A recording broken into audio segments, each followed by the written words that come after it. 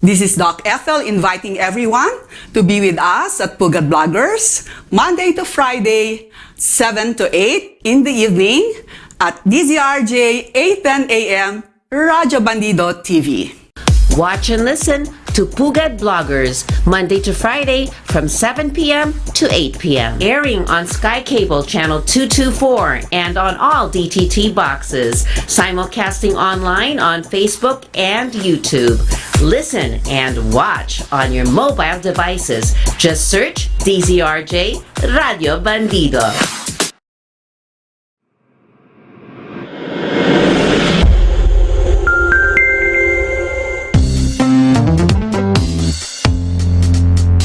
Pugad Vloggers, ang kurap titirisin, salot sa bayan wawalisin, walang sasantuhin, ang saya-saya nakakabaliw, kasama natin ang tropa. Pugad Vloggers, Pugad Vloggers. Magandang gabi po sa inyong lahat. Ngayon ay Martes, ika-28 ng Nobyembre. Malapit na po ang ating hinihintay. It's just 27 days before Christmas. Handa na po ba tayong lahat sa ating pagdiriwang? Actually, hindi 27 days, kundi ang Pasko natin ay nag-uumpisa ng Bisperas. So that's about 26 days. At after 1 week ay New Year na naman. So I hope that everyone has prepared for the holidays. Hindi lang para sa mga regalo, kundi para sa ating mga sarili. No? So ang sinasabi nila, ang Pasko ay para sa panahon ng pagbabati, ng reconciliation, no? At a week later ay renewal. So ating bang mga sarili ay handa na sa mga pagbabagong ito or sa pagdiriwang na ito, no? Of course, sasabihin ng marami, hindi naman kailangan na Pasko magkakabati-bati o mag-reconcile o mag-renew, no? Pero it's good that meron tayong parang schedule or benchmark for that, no? So, yun, hindi lang sa tandaan na ang Pasko ay hindi lang sa pag-party-party, pagbigay ng gifts, kundi ang diwa, no, ng Pasko is about loving, no, the people, your family, your friends, as you love yourself, no? And even strangers nga naman, no? So, yun, 27 or 26 days na lamang, maghanda-handa na tayo sa mga mahahabang araw ng holiday. So, make your plans now, no? Kasi pagka late tayo nagplano, bawa, you want to go somewhere, mahal na ang mga fare, no? Lalo na kung sasakay ka sa eroplano. Kung gusto mo out of town, yung mga accommodations, baka ubos na, no? At yung mga natitira ay medyo mas mahal na, no? As the season approaches, mas mahal na everything. Hotel rates, plane fares, food, yan, no? Everything gets more expensive, lalo na yung mga related sa food, no? Yung mga commodities na lagi nating binibili tuwing Pasko, yan, mga spaghetti sauce, keso, macaroni, mga prutas, karne, no, manok, yan. So, kung tayo ay makakapag-unti-unti na mag-ipon ng mga kakailanganin natin sa Pasko, hindi tayo magpapanik at magagahol sa oras. Yon. Okay? So, napaaga. Tingnan no? Mainam na yung daig ngaraw ng maagap ang masipag.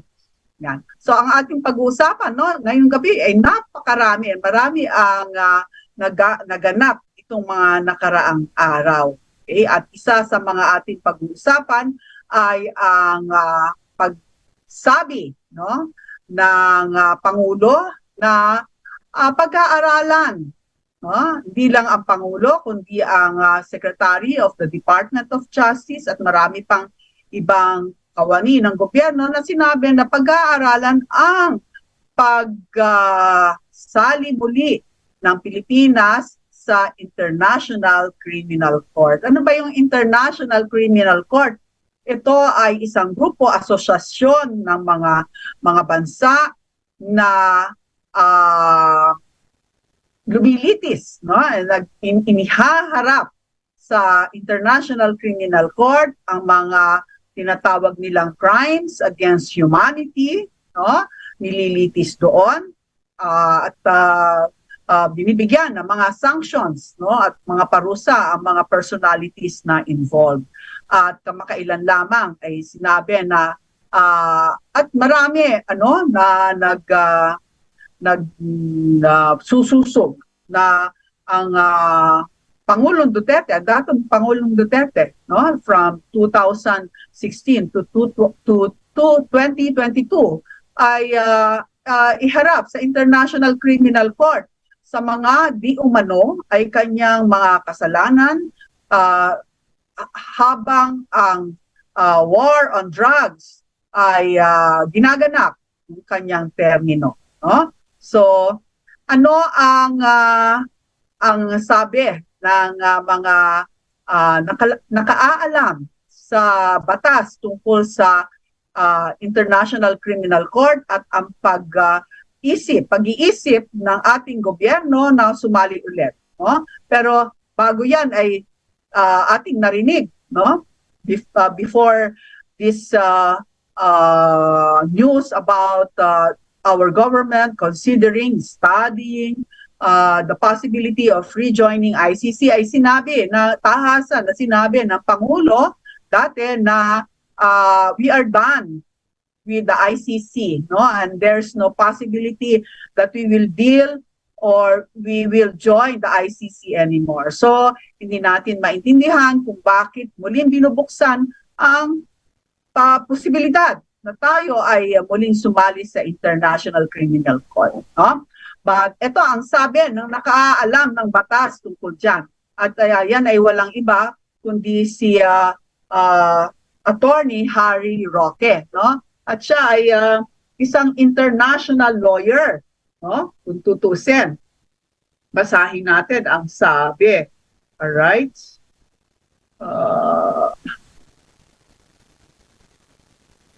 Hold on. We will look at it. Okay. So, ito ay galing sa Facebook account ni dating spokesperson ng Pangulong Duterte na si Attorney 𝗕𝗲𝗃𝗏. At ito ay dated November 27, 2023, kahapon ito, no? So, ICC jurisdiction once lost, no? Tayo ay humiwalay na noon sa ICC. Cannot be regained despite a decision to join anew the court. Okay?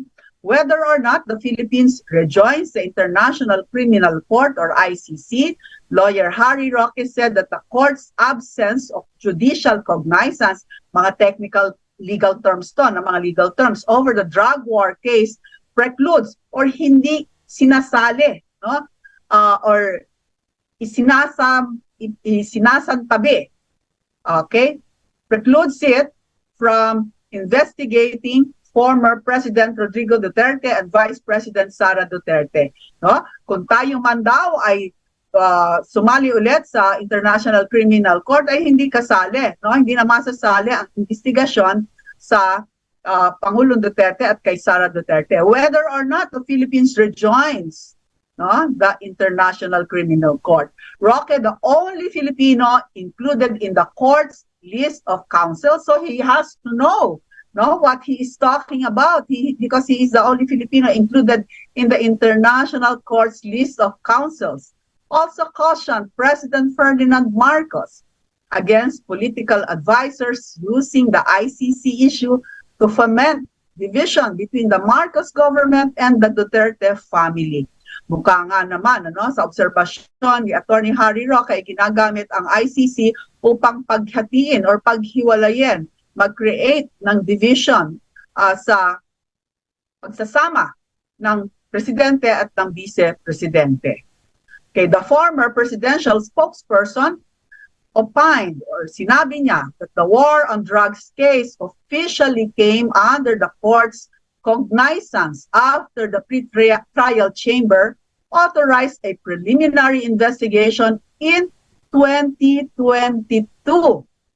Okay, 2022. Regardless of our membership status, the court cannot invoke jurisdiction since it was only in 2022 that the former prosecutor was allowed to proceed with the preliminary investigation. It was 2 years after the Philippines officially left the ICC. So, hindi na, wala na ang Pilipinas sa ICC nang siya ay nag-umpisa mag-imbestiga. What the former prosecutor conducted before 2022 was a preliminary examination, which is different from an authorized preliminary investigation. She acted in her own capacity. The ICC did not have a direct participation in this informal process. Hindi siya opisyal, no? Roque added the jurisdiction of the ICC is applied prospectively and not retroactively. The court's prospective jurisdiction over the Philippines took effect when the country ratified the Rome Statute of the ICC in 2011. Yan. So between the time that it joined, no, and then the time that it the Philippines left, yun lang ang ating involvement with the ICC. It was rescinded, dinawi, no? 1 year in 2019, 1 year after the country deposited the notice of withdrawal to the United Nations Secretary General as is stipulated under Article 127. Without a retroactive effect, the court cannot open past cases involving our former presidents because it will violate the right to due process. Thus, the ICC cannot subject former President Rodrigo Roa Duterte to a probe because the Philippines withdrew from the statute long before the court authorized a preliminary investigation. Wala na tayo hindi na tayo kasali. So wala silang karapatang mag-imbestiga sa hindi nila miyembro.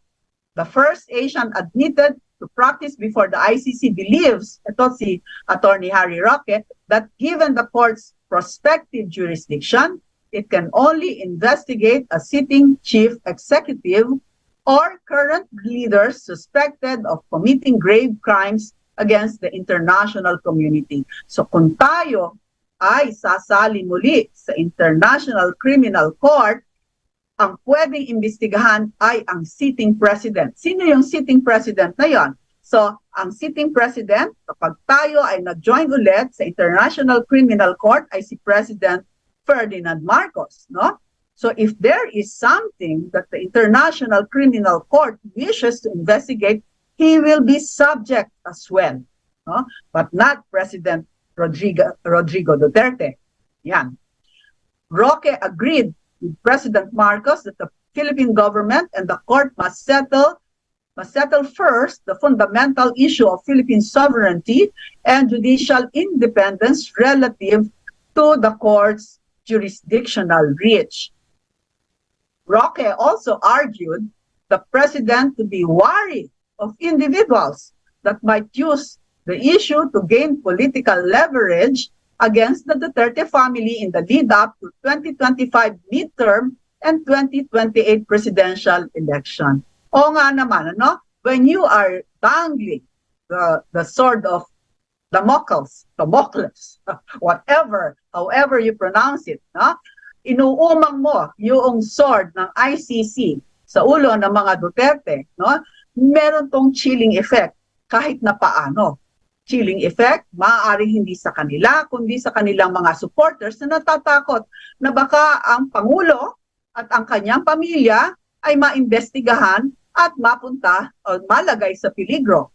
At ito ay, kung mayroong doubt tungkol sa posisyon ng mga Duterte, ay ito'y maaaring maka-apekto sa perception ng mga tao at maka-apekto rin sa kung sakali man na may nababalita na ang Presidente Duterte ay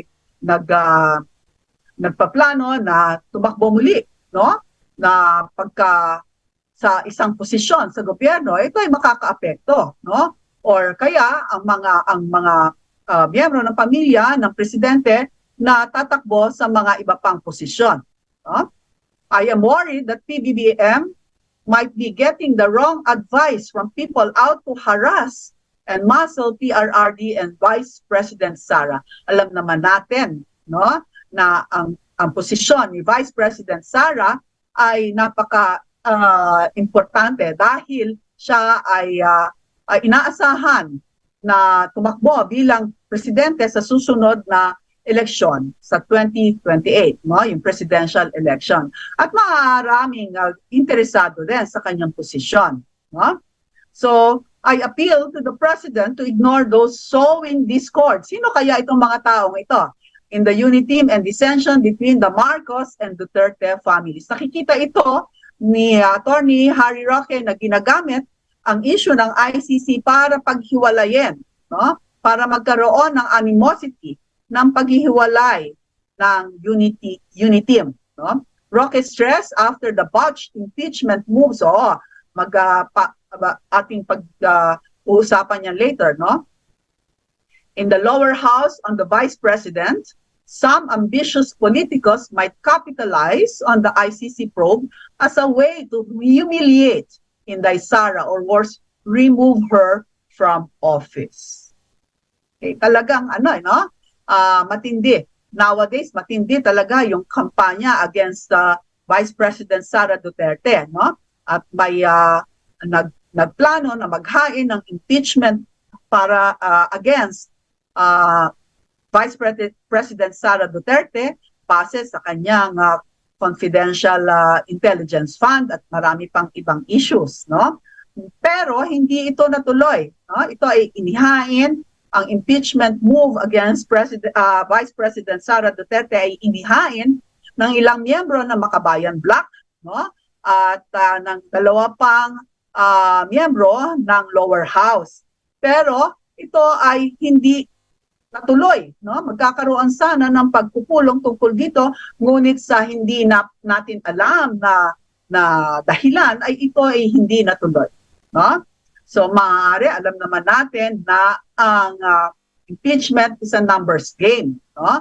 Kailangan ng 1/3 or about 160 members or something around that figure, no? I'm not sure about, but 1/3 of the members of the lower house ay mag-agree or papayag or aayon sa move na i-impeach ang vice president, at pagka yon ay nakolekta, no, yung numero na yon ay yan ay ipapasa sa Senado, no?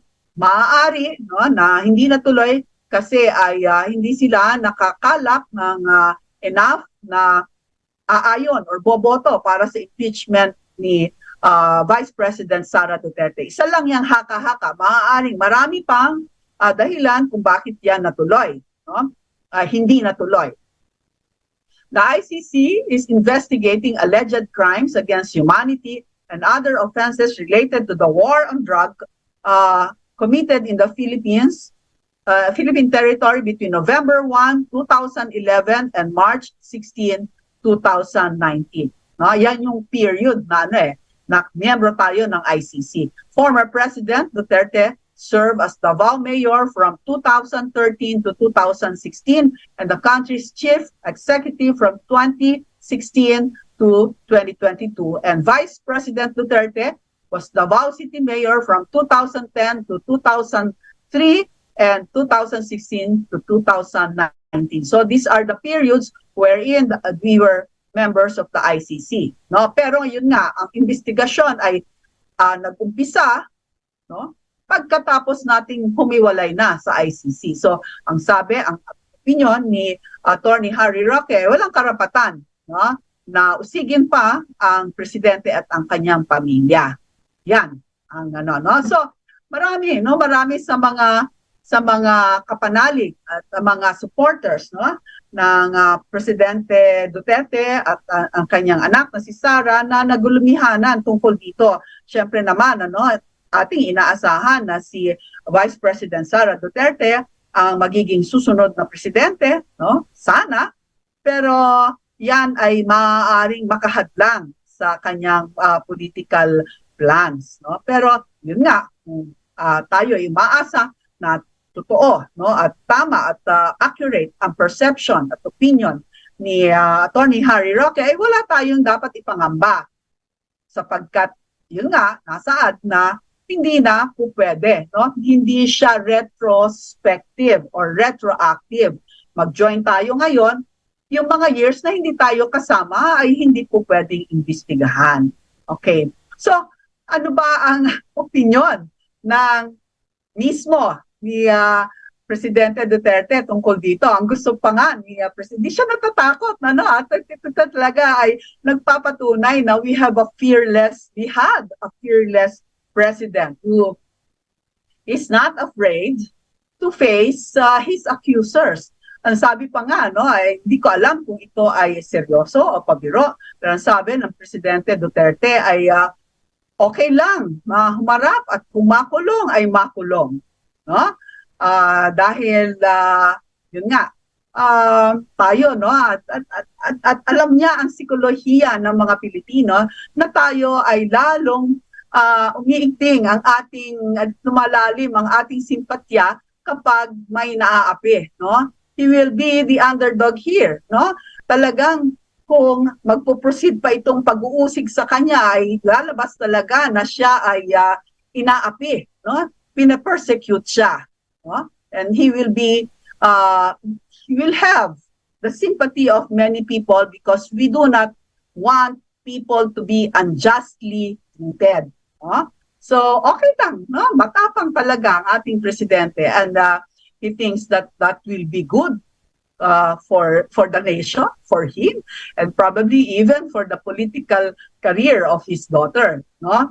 Okay, so yan ang ating pag-uusap tungkol sa ICC, ang opinion, ulitin natin, ng opinion ni Senator, sana, no, naging senator, pero ni Attorney Harry Roque ay walang dapat ipangamba dahil hindi maaaring isigin ang Pangulong Duterte at ang kanyang pamilya. Yan. Pero pagka tayo ay nag-join ulit, yung sitting president ang pupwedeng usigin, no? At yung mga susunod pa sa kanya kapag tayo ay manatili na miyembro ng ICC. Isang dapat na pag-isipan niya ng mabuti, no? Ng mga nasa administrasyon ngayon. Alright. So nabanggit natin na yung impeachment dahil sa confidential fund, no? At meron kami naririnig na dahil sa kawalan ng ano ba to?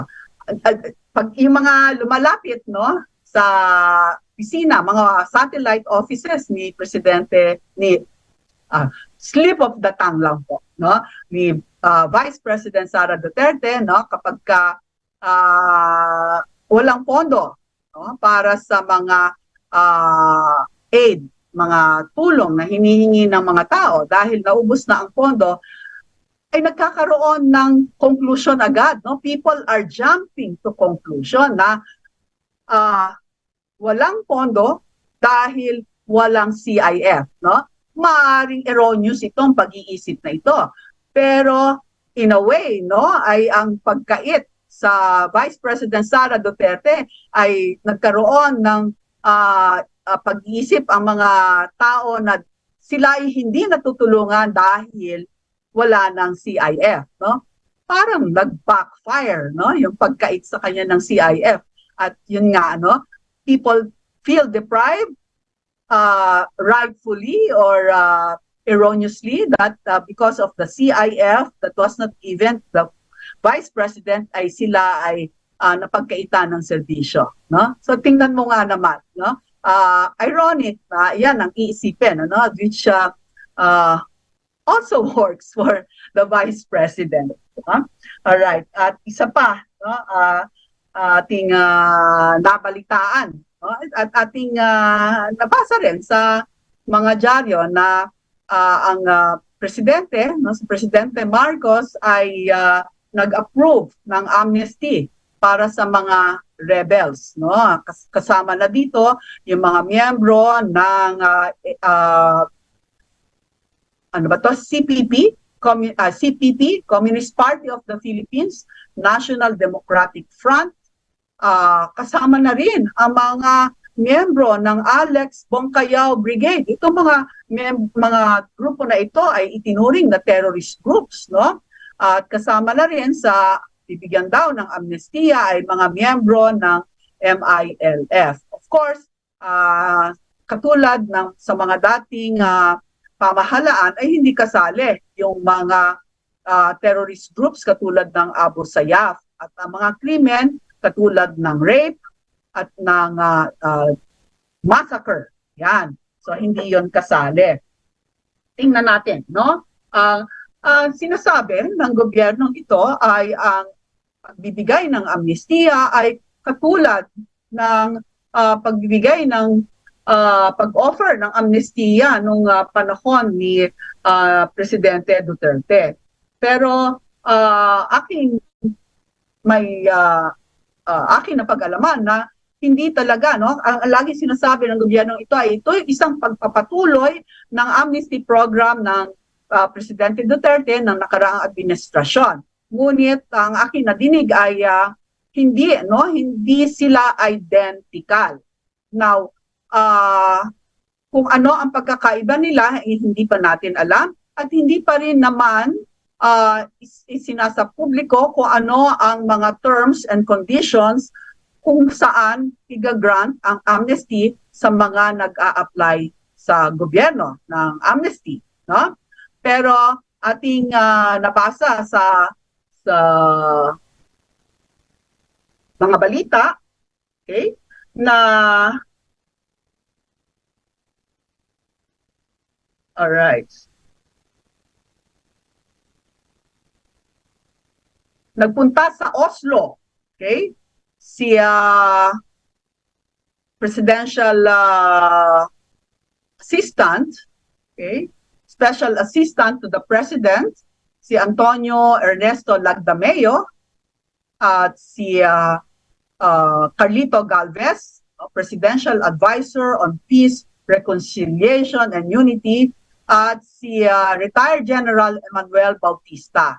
At sila ay nakipag-meeting sa Norway, okay, kay Luis Halandoni, okay, ng National Democratic Front of the Philippines, kay Julieta de Lima. Alam natin na si Julieta de Lima ay ang asawa ni Jose Maria Sison, ng nabayapang Jose Maria Sison, at si Connie Ledesma na miyembro rin ng National Democratic Front. Babasahin ko sa inyo ang kanilang pinirmahan na kasunduan or joint statement pala, joint statement. So, cognizant of the serious socio-economic and environmental issues and the foreign security threats facing the country, the parties recognize the need to unite as a nation in order to urgently address these challenges and resolve the reasons for the armed conflict. So, ibig sabihin ito kasali sila sa pagharap sa foreign security threat, no? The parties agreed to a principled and peaceful resolution of the armed conflict, resolving the roots of the armed conflict and ending the armed struggle shall pave the way for the transformation of the CPP, NPA, NDF. The parties acknowledge the deep-rooted socio-economic and political grievances and agree to come up with a framework that sets the priorities for the peace negotiation with the aim of achieving the relevant socio-economic and political reforms towards a just and lasting peace. Such framework that will set the parameters for the final peace agreement shall be agreed upon by both parties. So wala pang framework, no? Gagawin pa lamang nila. So hindi ibig sabihin, no, it is not correct to say that the terms of the amnesty is the same and is the continuation of what the former President Rodrigo Duterte had during his term, no? Ito no, malinaw, nagagawa pa lamang sila ng framework bago ito, no? All right. Such framework that will set the parameters for the final peace agreement shall be agreed upon by both parties. Consequently, we envision and look forward to a country where a united people can live in peace and prosperity, signed in Oslo, Norway, November 23, 5 days ago, 2023. So ito po, nagkasundo sila sa Norway.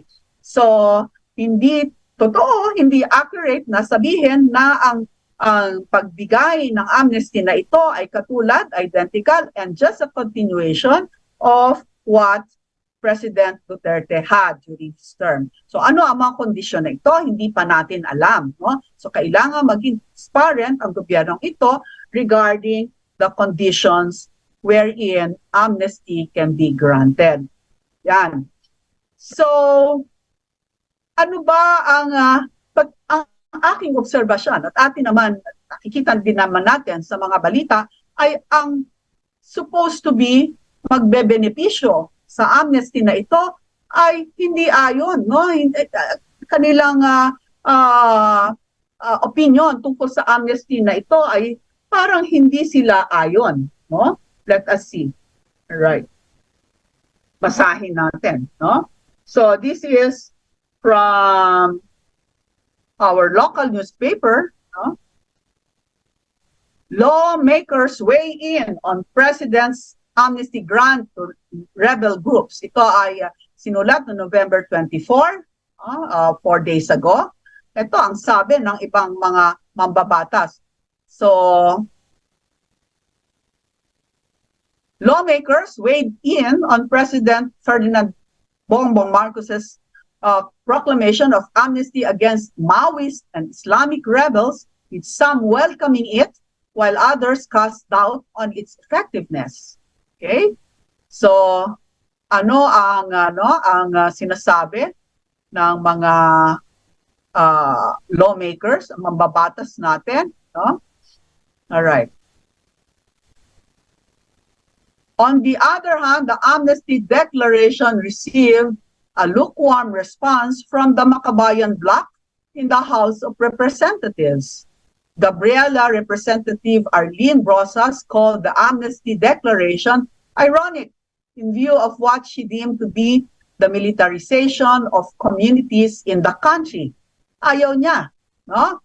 Ay lukewarm siya, hindi nila masyadong wina-welcome ang amnesty na ito. If the president wants peace, the state-perpetrated human rights violations should be stopped and the political prisoners should be freed. Okay, gusto niyang pawalan ang lahat ng mga political prisoners. No? So, palagay ko ay isa yan sa mga kondisyon na hihingin, no? Kasama dun sa sinasabing framework ng amnesty na ito. Brosas' remarks were echoed by Kabataan Representative Raul Manuel, saying that political prisoners should be freed unconditionally if the government is sincere with the peace effort. So unconditional. Ano ba ibig sabihin ng unconditional? So, kasi may mga krimen ng mga political prisoners na hindi kasama sa dati, no? Sa dating parameters ng amnesty, katulad ng rape, no, mga massacre, and common crimes, no? Manuel also stressed the amnesty is not sustainable and long-term solution to address the roots of armed conflict in the country. Hindi daw sustainable. Ito na yung mga nasa kaliwa, no, na dapat ay target nitong amnesty na ito, no, yung kanilang movement, ay hindi mismo sila ay hindi naniniwala sa pagiging epektibo nitong amnesty na ito, no? So, talagang lumalabas na bago inilabas ng presidente ang amnesty ay walang pag-uusap, no? Walang pag-uusap. Sana ay nag-usap sana ang mga partido, no? Ang CPP, MPA, NDF, ang mga Moro, Islamic Liberation members, no? MILF, at mga iba pang apektado nitong offer ng amnesty na ito, no? At sa akin din although mabilis na nagsabi, no? Nakabasa tayo ng press release mula sa Chief of Staff ng Armed Forces of the Philippines na siya ay sang-ayon sa pagbibigay ng amnestiya at gayon din naman sa pinuno ng NTF-ELCAC na si retired General Anyo, no? So may nabalitaan ako na wala pa rin talagang formal na consultation with our military.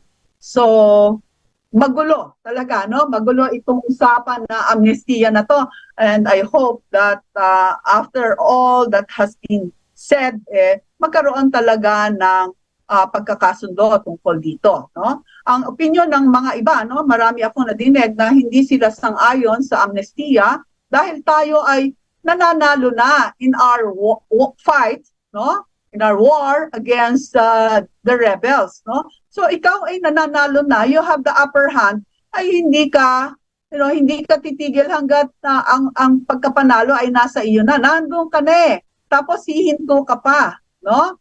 So why an amnesty when we are already winning the war? Yan ang malaking question, no, na dapat sagutin ng mga proponents ng amnesty. So hihintayin natin, no? Wala pa tayong detalye tungkol sa framework na sinasabi nito, no? So ating husgahan pagka alam na natin ang details ng amnesty na ito. But ito ay isang motherhood statement, no? Lahat naman tayo ay naghahangad ng kapayapaan, no? Pero kung ano ang means ng pag-achieve ng kapayapaan na yan ay iba't iba ang ating opinion tungkol sa means of achieving peace. So, yun. Harinawa ay maliwanagan tayo dito sa mga susunod na araw. Alright. So, at hindi na marami naghahanap, no? Marami naghahanap sa usual, no, regular broadcast of the president, former president. Pasensya na kayo, no? Nagkakamali ako lagi na sinasabi ko President Rodrigo Roa Duterte. Out of habit yan but I don't mean any malice, no? O ni PRRD. Napakahaba naman kasi, no? So, hinahanap siya. Bakit hindi na kami nakakakita ng kanyang usual na broadcast, no? Hinihintay ito ng maraming tao, kahit na alas 12, alauna, no? Katulad nung siya ay presidente pa, kahit na hindi na siya presidente ngayon, hinihintay pa yung kanyang mga broadcast na napakahaba, pero no, inaantabayanan at talagang marami tinatapos yung entirety ng kanyang broadcast. Bakit daw hindi na nila nakikita? Well, ang dahilan po kung bakit hindi na natin nakikita ang mga usual late night broadcast ng presidente ay dahil nade-platform po. No? Ano ba ibig sabihin ng nade-platform? Wala na tayong paraan, no? Ay yung usual na paraan na pag-broadcast, no, through Facebook and YouTube, no? Ang dating presidente ay nagbo-broadcast through SMNI, no? SMNI broadcasting kung saan ito ay pag-aari ni Pastor Apollo Quibuloy. Yan. Pastor Apollo Quibuloy being one of former President Duterte's staunch supporters. Yan. At hanggang ngayon, no? So, last na nakita natin ay last week pa, no? At wala na. After that ay wala ng SMNI sa Facebook, wala na ring SMNI sa YouTube, no? So, ito ay malaki ang epekto nito dahil nawawalan na ng means of communication ang dating Pangulo sa mga kanyang supporters. May dahilan, no? May dahilan kung bakit tinothrottle, no? Kinakurtail ang ang pagkakataon ng ni PRRD na magsalita, no? Because as you all know, the PRRD still holds a very a special place in the Filipinos' hearts, and he still enjoys a high popularity. And some political personalities sees that popularity of PRRD as a threat to their own political success and survival. No? Threat siya. No? At pagka may threat sa'yo, ay gusto mo ay to obliterate, no? The threat. No? Kasi malakas na PRRD may translate to a strong Sara Duterte. No? At alam naman natin na maraming magiging katunggali si Vice President Sara Duterte sa presidential election. So, yan, isang paraan yan para mapahina, no, ang si Vice President Duterte. At pati na rin si former President Duterte dahil, yun nga, napapabalita na may plano siya na tumakbo sa maaring sa midterm election. Okay. So, isa yon, no? So, which brings us to ano nangyayari? Bakit para tayong helpless against the powers that be in social media, no? Ang dali-daling tanggalin, no, sa YouTube, sa Facebook ng mga account na inaakala ng mga influential na mga tao na threat sa kanila. Siyempre, no, madalas tayong nakakarinig na a blogger, no, or a personality with so many followers ay biglang nawawala, no? Nawawala ang account sa Facebook katulad ni Dr. Lorraine Badoy, no? Tinanggal ng Facebook ang kanyang account. Nabura na lahat ng isinulat niya. Nawala na parang bula. So, lahat ng mga followers niya, wala nang mababasa tungkol sa kanyang mga opinion. And she's quite influential. No? May mga pagkakataon na sinususpend. No? Maraming beses na sususpend ang mga vloggers na malaki ang following. No? At hindi lang suspend, kundi yun na nga, nawawalang bigla. No? Katulad ng SMNI. So meron ba tayong alternatibo? No? Meron ba tayong alternatibo na platform para maiparinig, maipabahagi ang ating mga opinyon na contrary sa mga gusto ng mga maimpluwensyang tao na kayang-kayang isabihin sa Facebook na tayo ay burahin. Okay. Today, sinabi ni Papi Mark Lopez, no? Siya ay marami ding followers, no? Na maaari natin gamitin ang Twitter X or Twitter, no? Kasi mas liberal at ang policies ng sa freedom of speech ng Twitter, no? Ano ba ang statistika tungkol sa paggamit ng Twitter, no? Dito sa Pilipinas, sinasabi na mayroong 11.8 million Filipinos who use Twitter. Okay, 11.8. Marami din yan, no? 11.8. Ngunit, tatapwa, subalit, ang Facebook has 90.2 million users. Napakalaki ng difference, no? Kung tutuusin sa number of people you can reach sa Facebook and sa Twitter, no? Gayunpaman, siguro kung ating iengganyo ang mas maraming tao na lumipat sa Twitter, maybe, no, magkakaroon ng mas malaki na bahagi ang Twitter sa social media platforms na ginagamit ng mga Pilipinos, no? Mas liberal ang Twitter.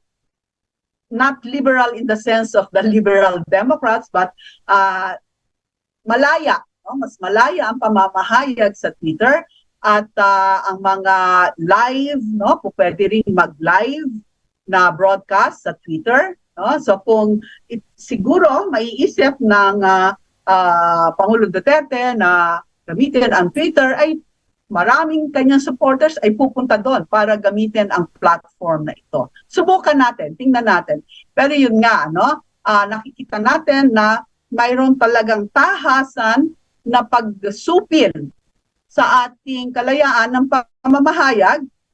Hindi lang ngayon, alam naman natin, in the past dispensation, kahit na ang ating sinusuportahan is the one who was in power, nakaluklok, no, sa Malacanang, inaapi pa rin ng social media, ng Facebook at ng YouTube ang mga supporters ng sitting president. No? Walang nagbago, ganun pa rin. So, hindi natin alam, ano ba ang magiging solusyon dito? Wala ba tayong pwedeng gawin para naman maging patas ang Facebook?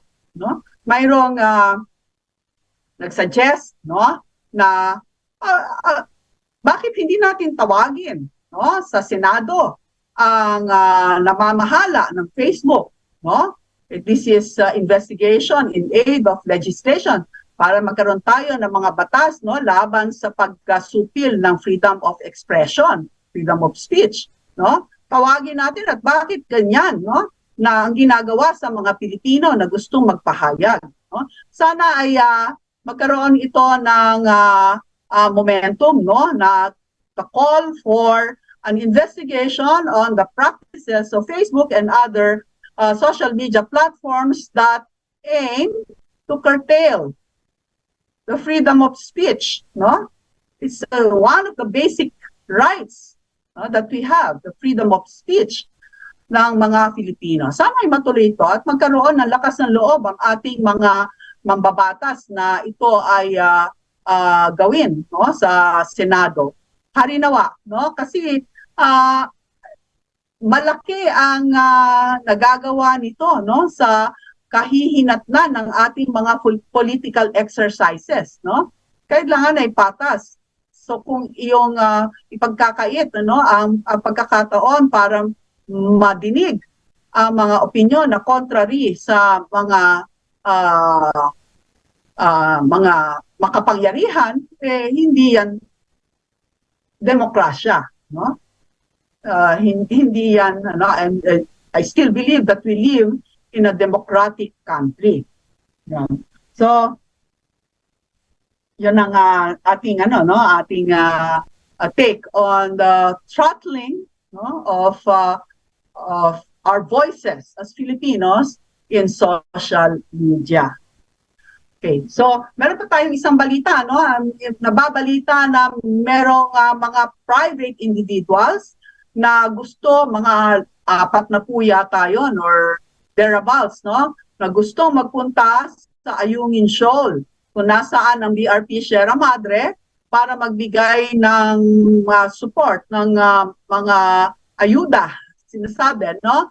Sa pangangailangan ng mga nandun sa Ayungin Shoal, no? But these are civilians at kasama na yung mga civil society, mga madre at iba pang mga grupo, mga individual na identified with the left, no? Talagang nakikita natin, ano, very accommodating, no? Ang daming accommodations na binibigay sa kaliwa na nowadays, no? So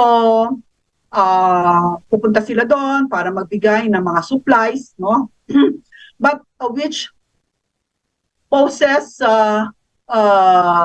some risk, no, to these private individuals, no?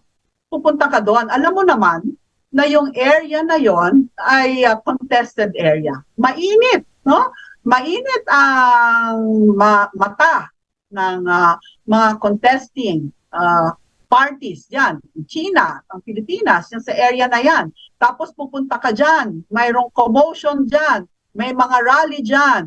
Probably people will be bringing placards. Who knows, no? That may incite, heightened emotions, no, between the two parties, no? 4 na po, ilang votes yun. Tapos magkakaroon ng activity doon, no?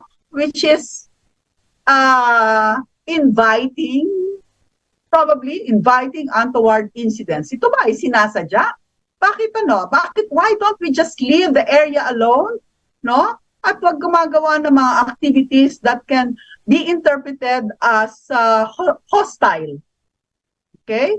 So hindi ko maintindihan na kung bakit pinayagan na magkaroon ng sort of a rally there around the Ayungin show. Huh? Why? Huh? It's totally unnecessary. No? But bakit natin gagawin yun? It's unnecessary and also poses some risk. May lumubog na bangka doon. Ano? Merong lumapit na boat ng China. Oh, magkakantsawan. Okay? We don't know, no? It's totally unnecessary and unsafe. No? All right. So, ayan. Maraming kaganapan, no? At isa pa yung balikan nga natin, meron kasi kaming nakita, tayo rin, tayong lahat nakikita natin, may mga politiko na pupunta sa mga lugar na nasalanta, magbibigay ng aid. Katulad, lalo na ngayong Pasko, no? Lalo na ngayong Pasko, marami mga gift giving na magaganap. At ito ay take advantage ng mga politiko para mapalawak ang consciousness ng mga tao sa kanila, no? Makilala sila ng mas maraming tao. Ating ipaalala na merong tinatawag na anti-epal law. Yan. Ano ba yung anti-epal law? Okay, under the anti-epal provision, government officials, whether elected or appointed, are banned from self-promotion through placement of names, pictures, or otherwise on programs, projects, and any other initiatives that are funded by the government through the General Appropriations Act. Pag pera ng gobyerno ang iyong ginamit sa mga activities na yan, hindi ka dapat naglalagay ng iyong pangalan or picture at parang ipinahihiwatag mo na galing sa iyo yan. It is called the anti-epal law. Yan. So, they should strike off their names, donated by or from the generosity of so and so. No? Hindi po yan, hindi po maganda yan. No? Nakita natin sa mga kits para sa mga nasalanta, may mga pangalan ng mga kongresista, no, mga politiko, mga mayor, may picture pa, no? Pagka po galing sa pondo ng gobyerno, hindi po pwede, no? Whether elected or appointed, banned from self-promotion, no? Through placement of names, pictures, or otherwise on programs, projects, and any other initiatives that are funded by the government.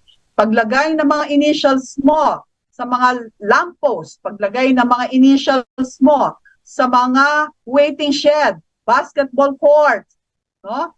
Hindi po pwede yan. Paglagay ng pangalan mo sa mga building, no? May nakikita tayo sa Southern Luzon, sinasabi ito ay sabihin ko na recto-type building, no? Which is totally unnecessary. Bakit ka maglalagay ng recto-type building dyan? No?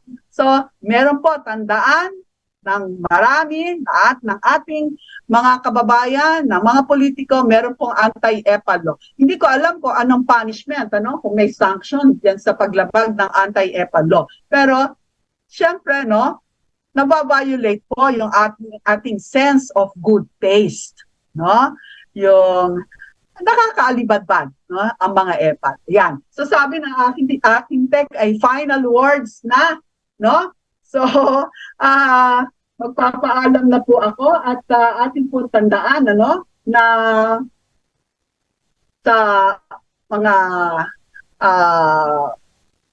words ni 𝗥𝗲𝗴𝗆, no? At ating pong laging dapat tandaan, paborito po natin ito, si 𝗥𝗲𝗴𝗆 na isang American poet, no? sabi niya, go placidly amid the noise and haste. Maingay, mga nagmamadali, and remember what peace there may be in silence. Yan. So, yun po, no? Remember what peace there may be in silence. Kahit lagi maingay, wag lagi nagmamadali, umupo at namnamin ang present. Yan. So, yan lang po, ano? At sana ay tayo ay may natutunan. Ko rin po ay maraming natutunan pagka ako'y nagre-research sa topic natin, pagka tayo ay nagkakaroon ng programa. Huwag pong kalilimutan na panoorin ang mga susunod na programa at panoorin din, abangan din sa mga susunod na araw-araw, ang mga taga-Pugad Vloggers dito sa DZRJ mula alas 7 hanggang alas 8. Magandang gabi po sa inyong lahat at salamat sa pakikinig. Pugad Vloggers, ang kurap titirisin, salot sa bayan wawalisin, walang sasantuhin, ang saya-saya nakakabaliw, kasama natin ang tropa. Pugad Vloggers, Pugad Vloggers.